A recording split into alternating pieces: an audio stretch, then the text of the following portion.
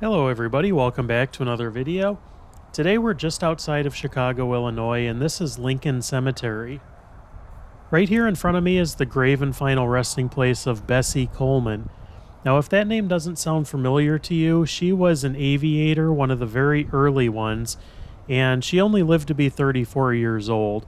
But she was born to a family of sharecroppers in Texas, and she learned at an early age that she had a passion for flying, but because she was an African American woman, she was not really given any opportunities in the United States. So she went over to France and she passed her pilot's license and she became a very high profile pilot. And she was in notoriously dangerous air shows, and she was known as Queen Bess and Brave Bessie.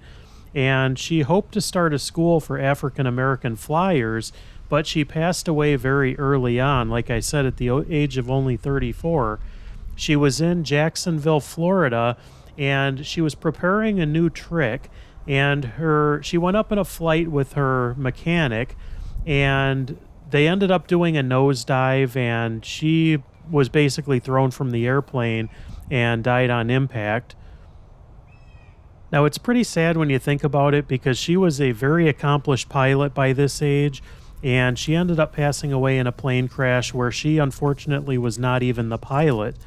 But when they checked out the plane, it was very badly burned. There wasn't much left of the wreckage, but it was later discovered that a wrench used to service the engine had jammed the controls. Now, as a fan of aviation and all that kind of stuff, I've always been fascinated by her story. And Bessie Coleman's one of those kind of people. Everybody knows Amelia Earhart, but not everybody knows who Bessie was.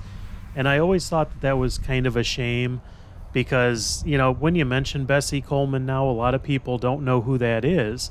So this is a very short video, but I felt it was an important one to do and kind of not only visit and pay my respects, but also to teach some people who Bessie Coleman was. But that's all there is for today. Thanks so much for watching, and we'll catch you on the next video. Take care, everybody.